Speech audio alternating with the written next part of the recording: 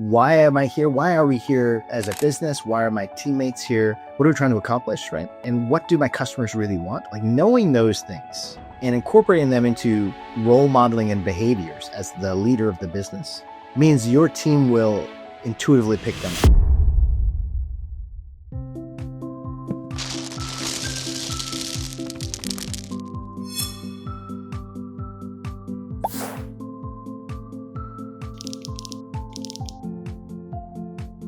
What if small, medium businesses stopped trying to play the big guys game and started winning on their own terms by making flourishing their competitive edge? In this episode of the Happiness Squad, I sit down with my friend and former McKinsey colleague, Sri Kaza, entrepreneur, investor, and author of his new book, UNCONVENTION, A Small Business Strategy Guide. Sri has spent decades building and scaling companies, from Viking Cruises to mission-driven financial services, and now he's on a mission to help SMBs thrive.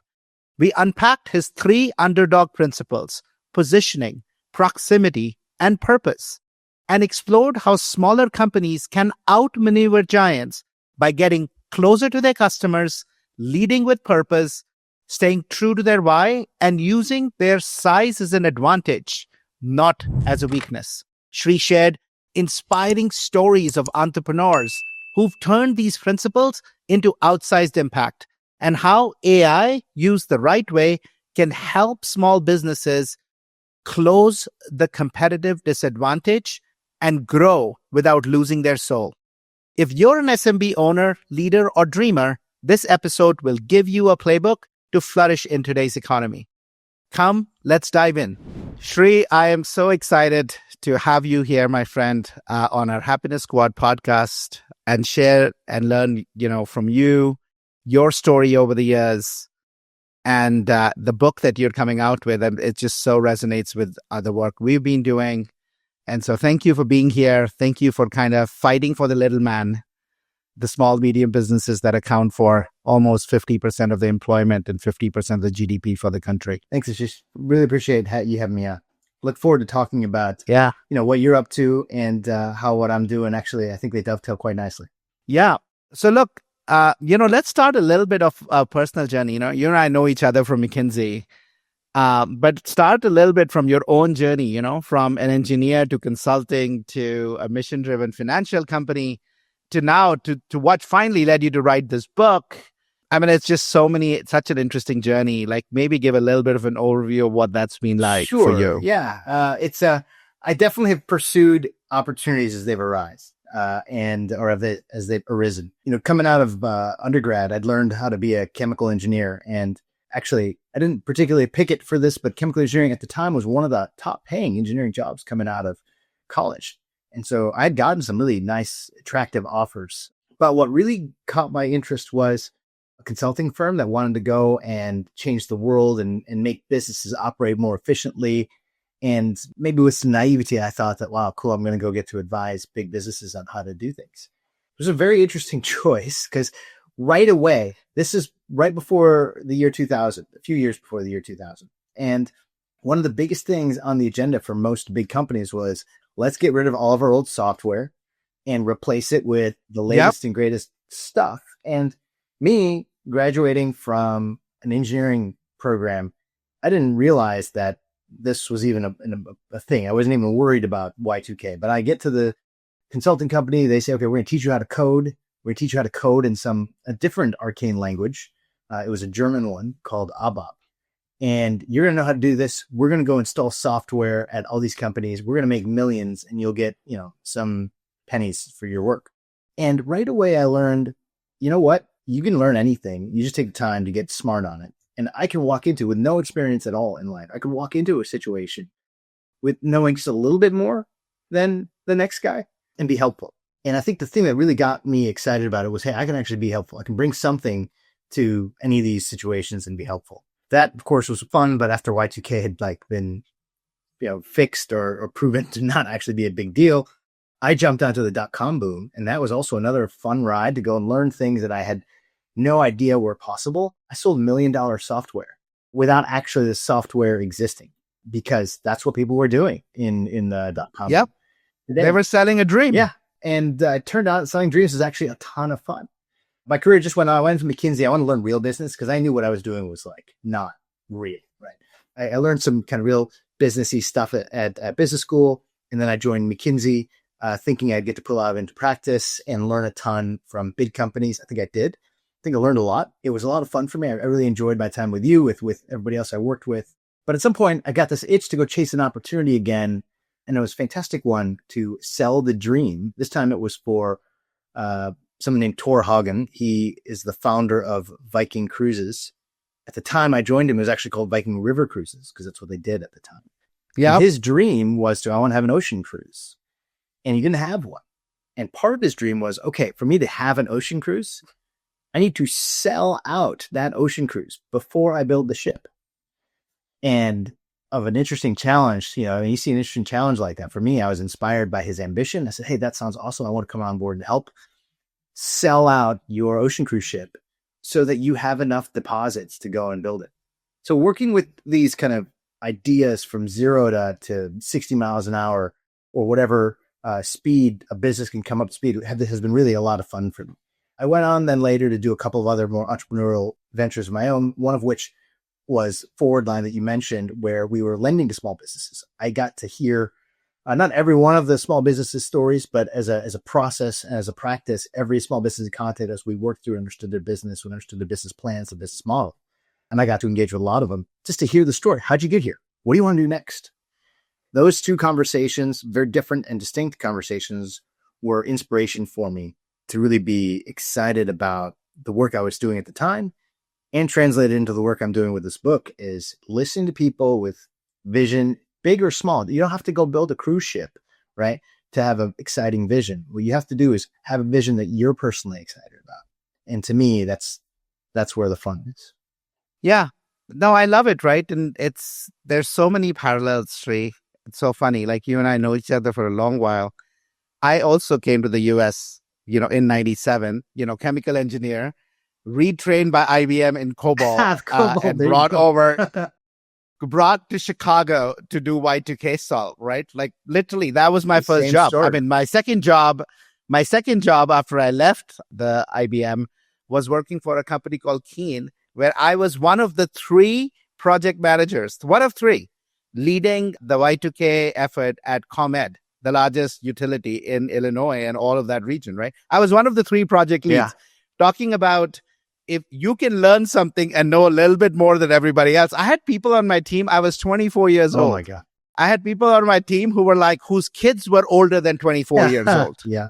Right. Yeah. And I was the project lead, and I was like really kind of, and by the way, 6 months of COBOL, right? Like, it's not like, I mean, they had 30 years. That's right. They have 30 years. But it turns out you taking the time for those 6 months helps everybody around you, which is why going in and being helpful and just saying, hey, look, I bring something unique and different. You can still do the job that you do, but we'll work together. We'll do something bigger and better. I kind of chuckle because I see it even today. You put somebody young or inexperienced or whatever into the mix and they have all this responsibility. But if people can actually step up and deliver, they can make a big difference. It can change a lot. At that age, at our age, by the way, I'm still 20 something, at least up here. And, approaching the world in that way gives you so much more enjoyment out of what you can create and what you can do. Absolutely. Especially because now the gap between knowledge and practice, right? Like knowledge with AI, like you don't need to have 10 years to learn digital marketing. A lot is there. You need to be willing to take it, try it, learn from it, your own learning to significantly, right? And I think that is such an important, the skill of adaptability, resilience, learning is becoming so powerful. But we go off, we diverge a bit. But I think I'm really, really like you, passionate about the small, medium business space. I think they have it really hard. Oh, yeah. It's really hard. You are much less productive because you have a hard time attracting talent. You don't have the brand. You don't have the scale. And all the advice out there, Sri, is about trying to do better than the big guy. And that's the worst play you can, you can't defeat a sumo if you are kind of small by trying to act like a sumo. Right. You can eat all the nabe and all of the fish that you want. you're never going to get as big as those guys, right? You're just going to get full. Never. So you, in your book, outline a very different approach. You call it the underdog principles, right? So don't fight the big dog by trying to pretend to be a bigger dog, right? But do it differently. To walk us through, those three principles: positioning, proximity, and purpose, and maybe bring it to life through a business story. Sure. Right? That really captures that. Yeah, I think the principles, the reason I pick these principles and kind of the reason the data and the insights kind of floated these to the top is every one of these small businesses, successful or not successful, that I'd interacted with, have these principles at their access, and big companies don't. So when I talk about positioning is really how different you are and how unique you are to the rest of the world. And in many cases, just as simple examples, your location is enough. That's why I picked the word positioning. Your physical location is enough to differentiate you.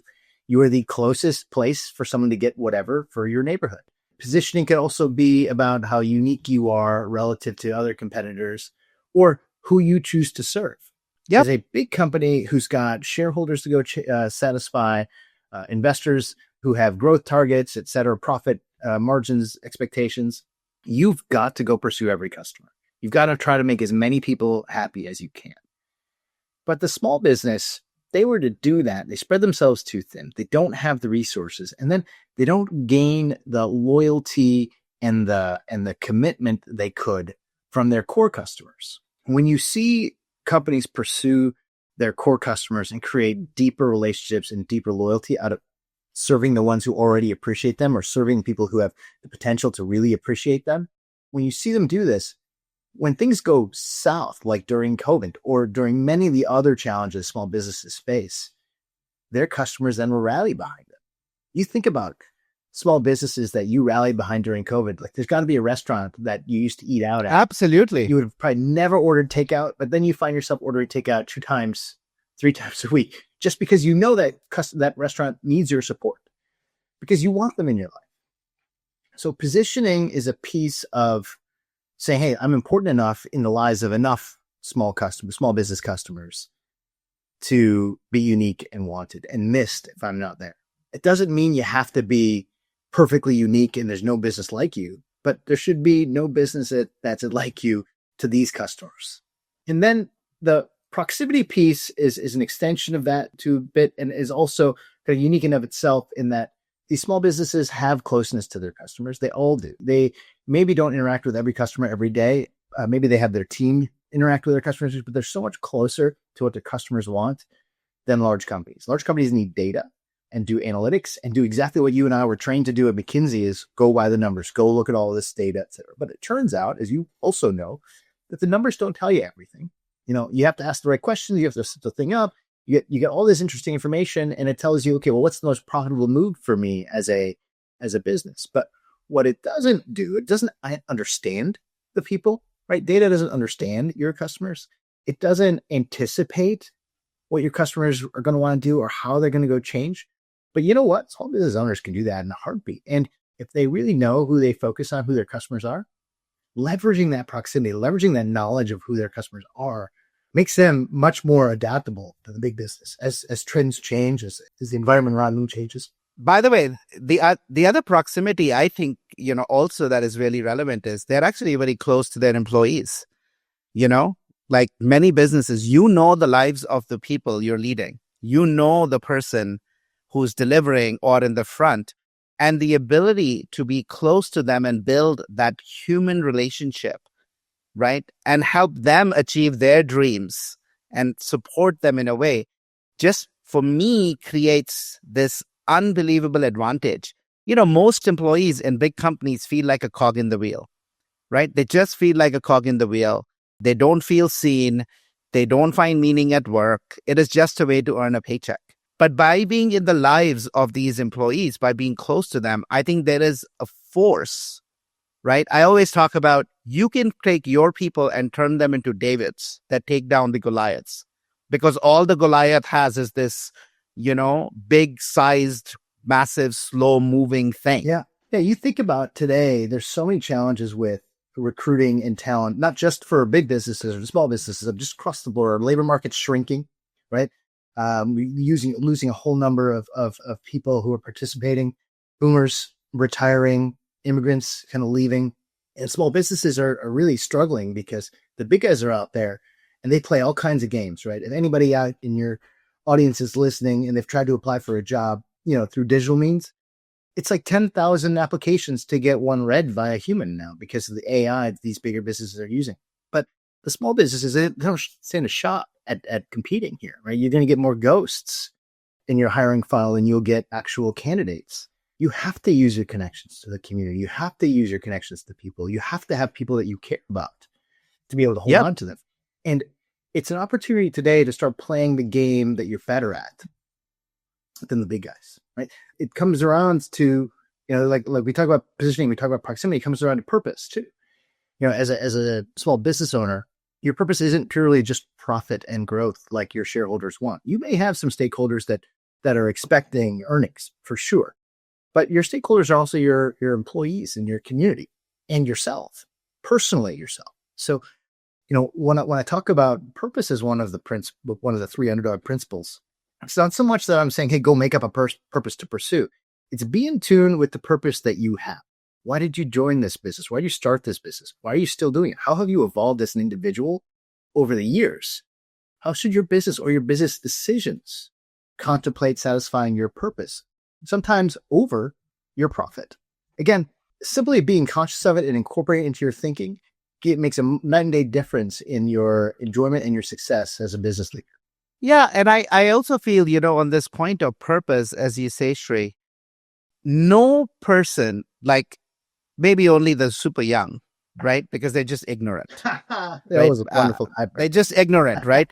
There's this beautiful about how hard entrepreneurship is or starting something from scratch is. I think most young people are just ignorant, right? My son, who's 15 and 16, like I'm literally getting him to watch some of these things because he's like, I want to be an entrepreneur.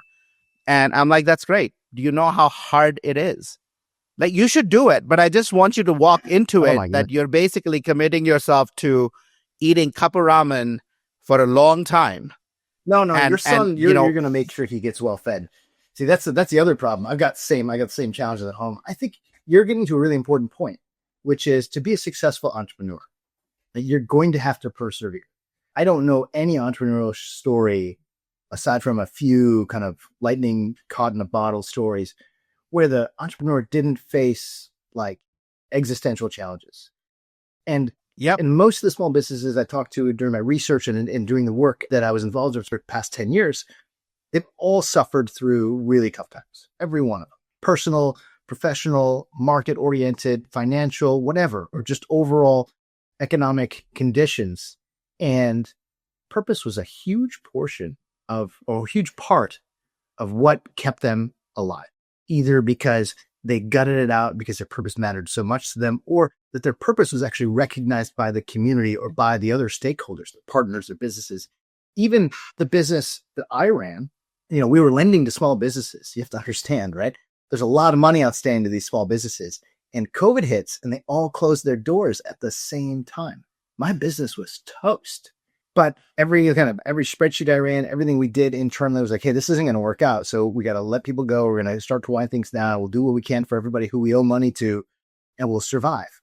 But when we flipped it around and talked to the people that we were working with, talked to the businesses who were supplying us capital or supplying us the data that we needed, or the businesses that we were working with, every one of them recognized that actually, you know what, if we give these guys a pass here, or we make some adjustments or extend the terms or do a little bit here, do a little bit there, we can all still work together coming out of this.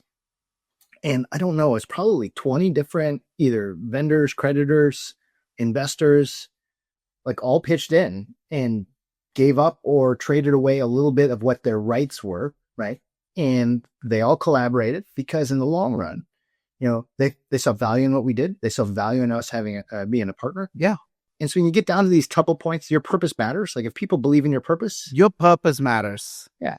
Yeah. I love that story, Sri. I love that story. There's a beautiful saying, right? By Nietzsche. Those who have a why can survive anyhow. Those who have a why can survive anyhow. And it's so true, right? No person starts a business without a very burning why.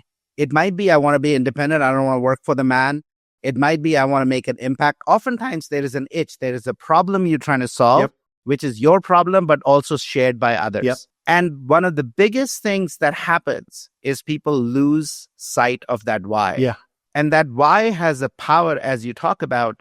The product can change, the service can change. You can pivot 7 times around.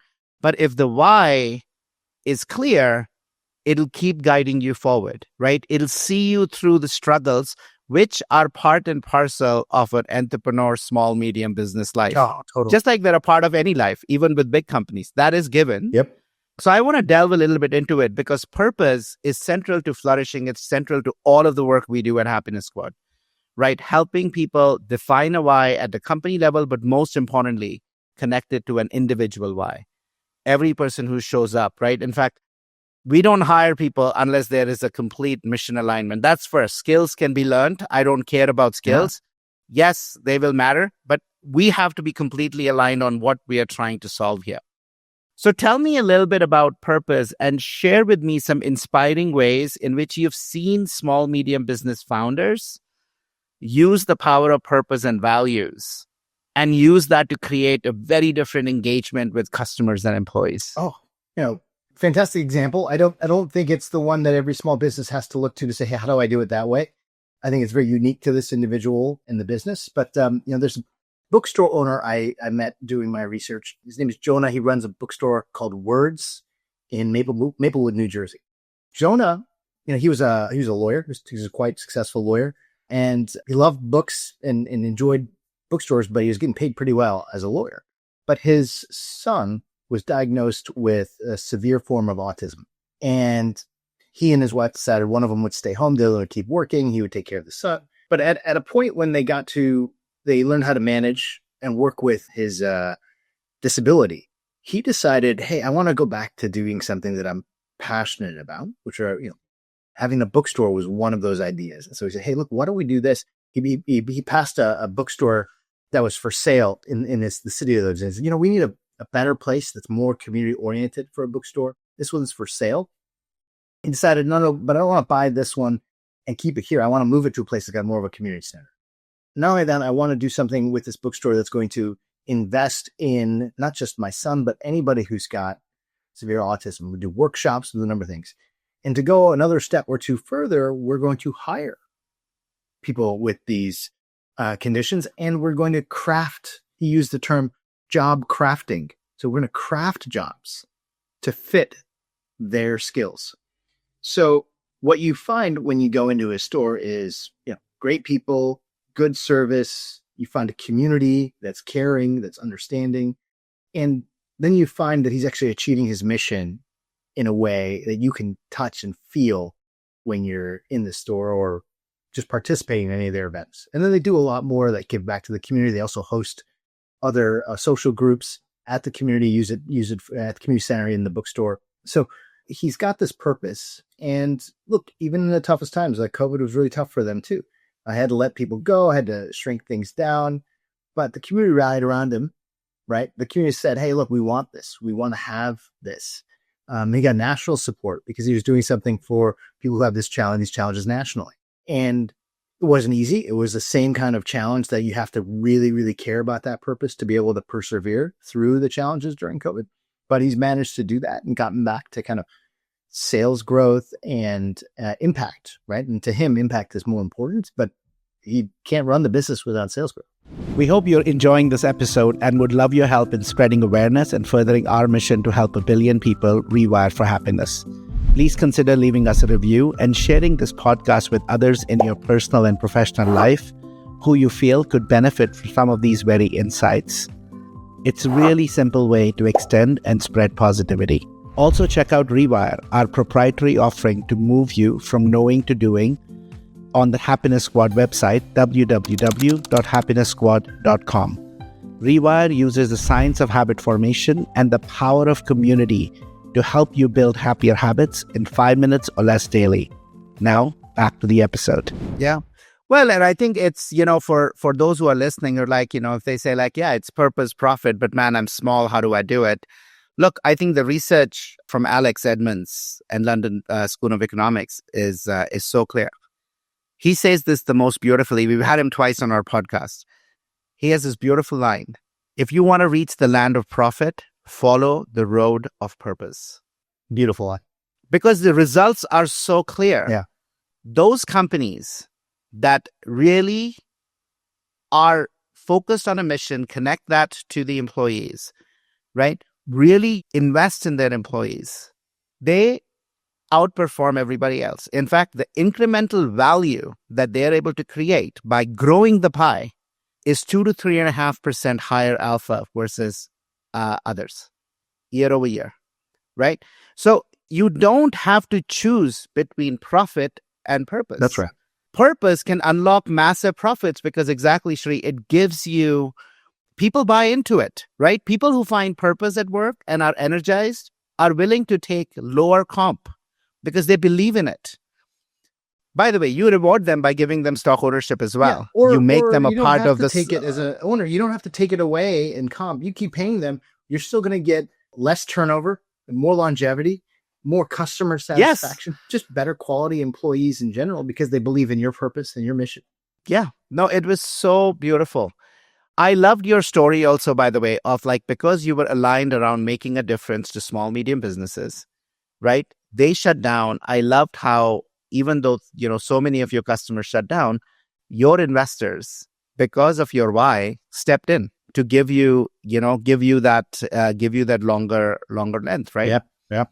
The whole microloan business in India is a big part of that. Somebody believing that it's capital that is keeping people in poverty. They have the skills, but if I can help them, they will pay back. Yep.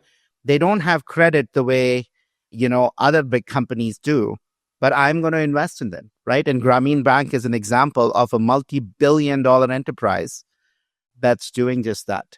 Let's talk a little bit about proximity and talk a little bit about a story of proximity, that connection with customers and connection with employees that make a big difference.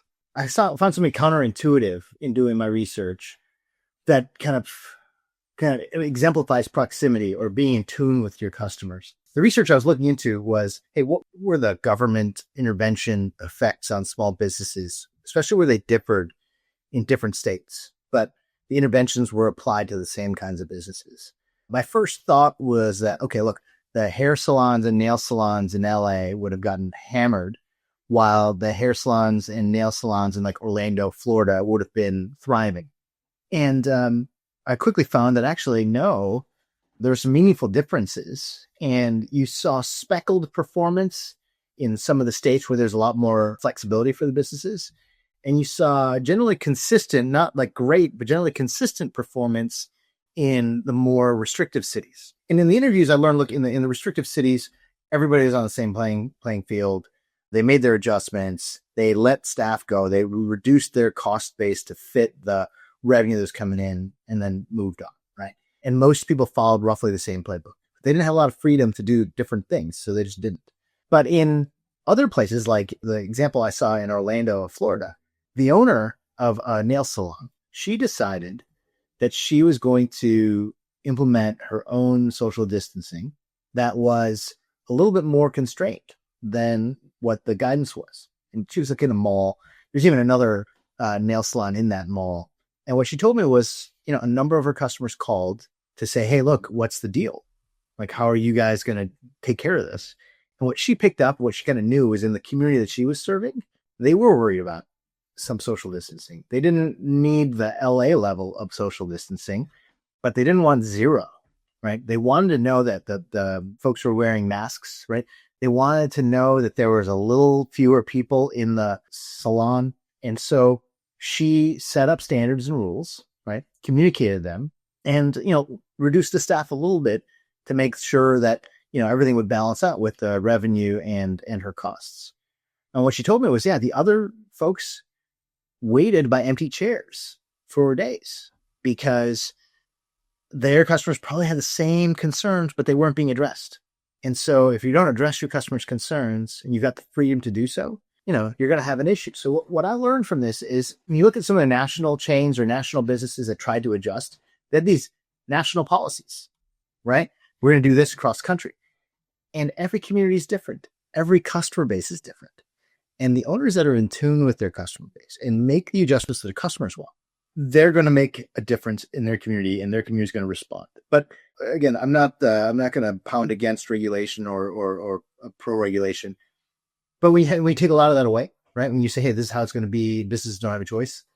You don't see a lot of differences then. All businesses just operate the same way. But when the businesses have that creativity or have that freedom to go do what they want to do, they can outperform when they adapt to their customers the best. Yeah. And adapt to it fast, right? Because again, you're close, you get information way before everybody else if you're in tune with it. Yeah, that's right. Right? And empower your people to make the corrections, pretty quickly, right? I think there is an element of speed if you're able to activate the human magic that is often lying untapped in large organizations.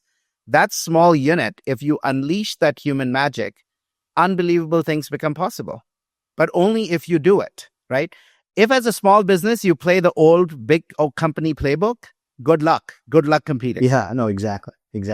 So, look, in all of our research, what we find is those businesses that flourish, they prioritize connection, they prioritize meaning, and they just prioritize this human energy, right? How people feel, how aligned they feel with that business.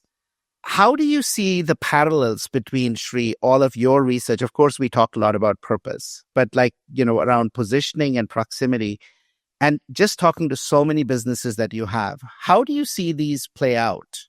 Where do they reinforce each other? Where might there be some tensions that you see that many businesses face? Yeah. So what I see is it's such an easy compare for someone like you and I who go and work for a big company. We pull together data, we do analysis, we take the time to interview, we can assemble a lot of insights and data, and then make a very, very informed decision. Almost every one of the small business owners I talk to does not have that luxury to go and inform every decision.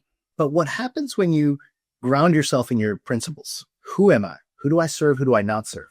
Why am I here? Why are we here as a business? Why are my teammates here? What are we trying to accomplish, right? And what do my customers really want? Like knowing those things and incorporating them into, you'll know this as well, role modeling and behaviors as the leader of the business means your team will intuitively pick them up. I would say to every business owner, you should write it all down. You should structure it. You should take once a quarter, reevaluate, and make sure you've got this down and communicate really well to your team. Maybe you have all handses and you have like Q&As and all that stuff. But there's no small business owner who's got the time or energy to do that. So it starts with the principles, right? It starts with knowing these three things really well and acting on them. And then decisions, not just by you, but by others in the company, will pivot off of those principles because they're shared and people understand them, as opposed to saying, hey, look, let me think about this. Let me go do some analysis and get stuck in paralysis. You don't have time. They don't have time. So they're always making these decisions off the cuff, but you bake it into responsiveness. Like right away, they can act fast because that's really important, but they also are on the same page because of that role modeling, because everyone prioritizes a certain set of things over other things and it's visible to everybody. Yeah. So the move that you're saying is rather than, focus on a lot of data and then some policies that then get rolled out, lead with principles and live them. Yes. Role model them, live them. That becomes the playbook for people so they can intuitively move faster. Yeah. But they understand those guardrails implicitly because they're principles driven. That's right. Like I like the term playbook because someone had asked me that. What's the playbook for small businesses? Right? I'm like, you know what? If you can't put it on one piece of paper, it's not going to get used. And then, of course, here I am writing a 300-page book. So not that I listen to everybody's advice.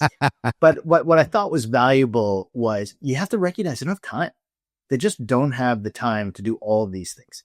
So how do you embrace what you're great at or what's really great about you and still get it done without the luxury of a complicated playbook to go and hand out to people? You do it off principles. You role model those principles. So look, I want to talk a little bit, about AI. AI is everywhere. Everybody's thinking about it. The big companies are adopting it a lot faster than small, medium businesses who are like maybe still at the level of, okay, I'm looking at ChatGPT, I'm going to do something. Right? And I think as a technology, I've never seen something so significantly. It can actually be a massive tool if used the right way to close the competitive distance between small, medium businesses and large companies. And so my question for you is, what role do you see AI playing in helping underdog businesses scale without losing their soul? I think it's a fantastic tool for these small businesses. I don't know how everybody is using it today, but we started off saying, hey, don't act big, right? Go be who you are. This amplifies your reach and your abilities in a ways that like wouldn't help a big business, right? You get 10 times more capacity with AI, while some big business, all they do is get a bunch of cost cut with their AI.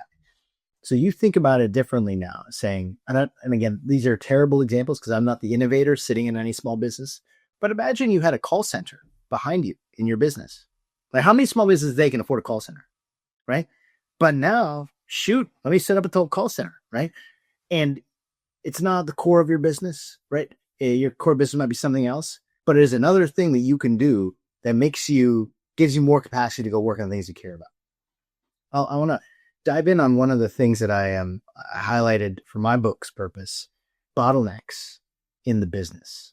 Back when we were at the big firm, we would go into factories. I would go into like semiconductor factories, and you go through and figure out like all these tools, all the expensive equipment. Where's the bottleneck? How do we get more capacity at the bottleneck? How do we get non-value added things away from the bottleneck and over to other resources?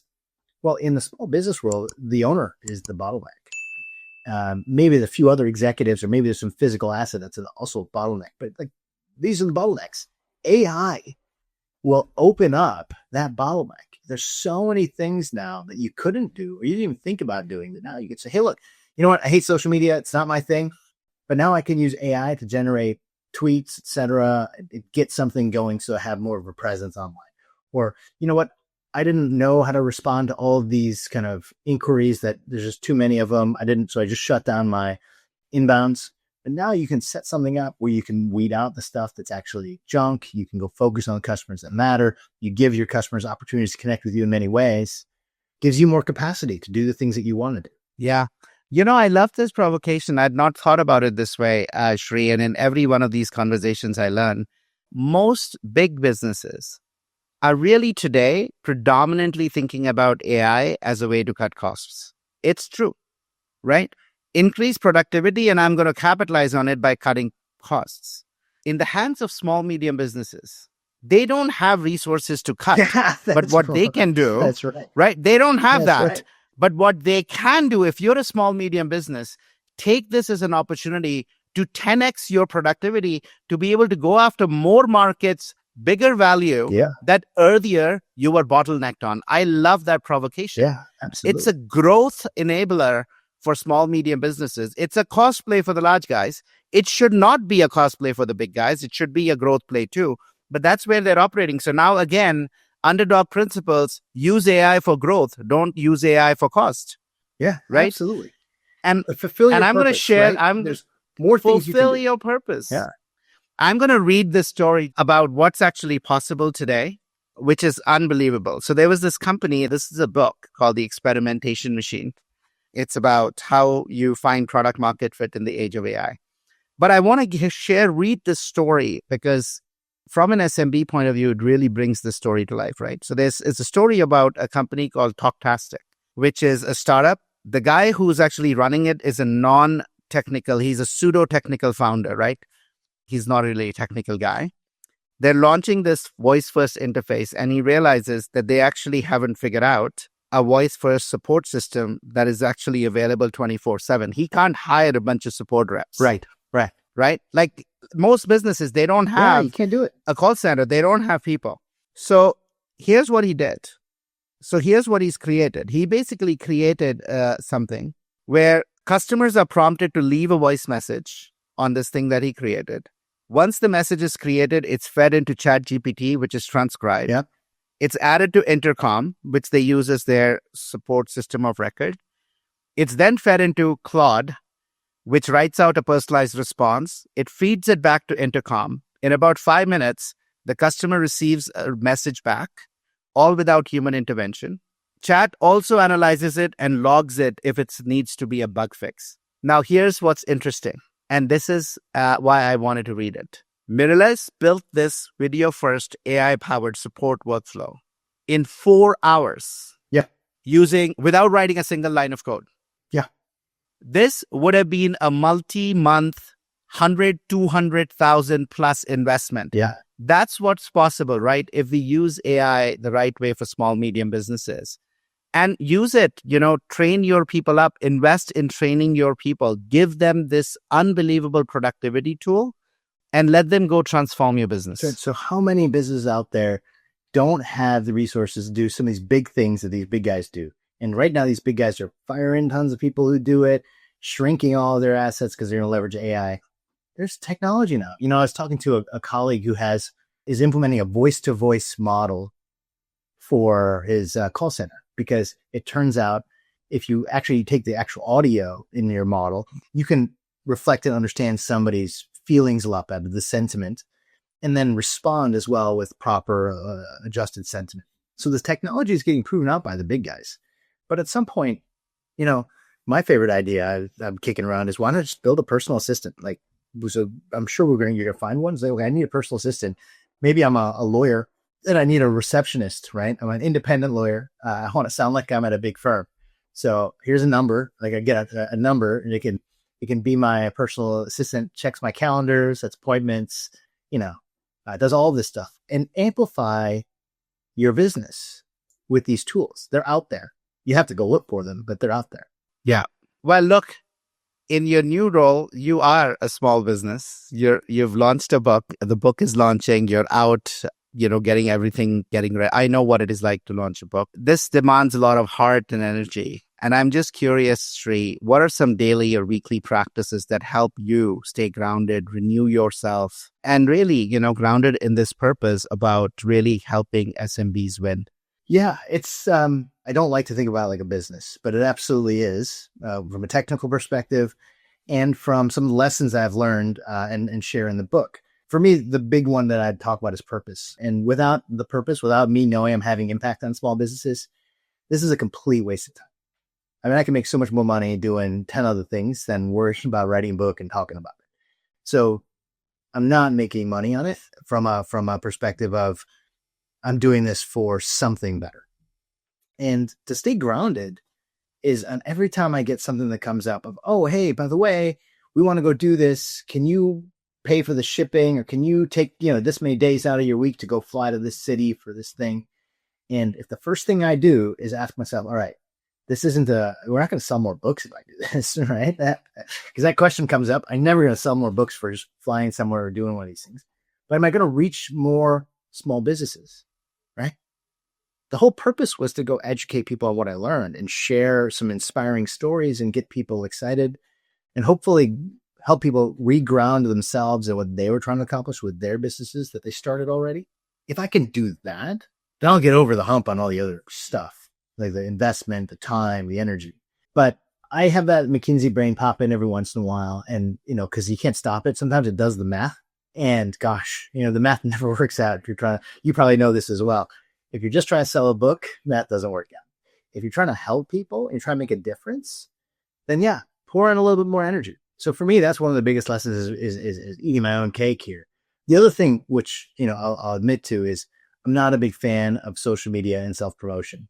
And so it just doesn't feel right to me. I don't enjoy it. But I'll tell you, if I just embrace what I like, go having a conversation with a friend like this one, is actually fun. I can actually enjoy this. So I'm going to embrace what I like. I'm going to outsource or offshore or AI some things that I have to do and make sure I'm having fun and hitting my purpose. Well, my friend, listen, this has been such an amazing conversation. I can't wait to host you in Boulder when you comes out.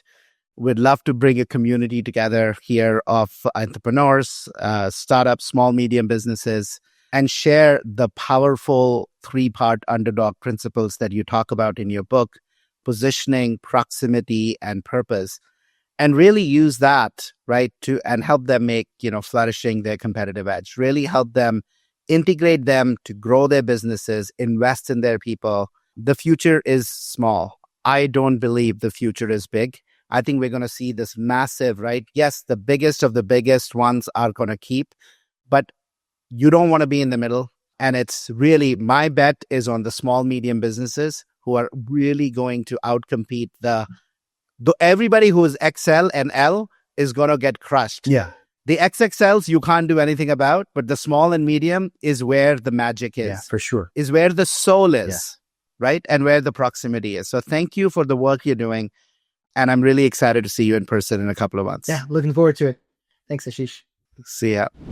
That wraps up another episode of the Happiness Squad podcast. We hope you found the insights actionable to enhance your journey towards happiness and fill your life with more joy, health, love, and meaning. Please consider leaving us a review and share the podcast with anyone in your professional or personal life who you feel will benefit from some of these very insights. It's a really simple way to extend support and spread positivity.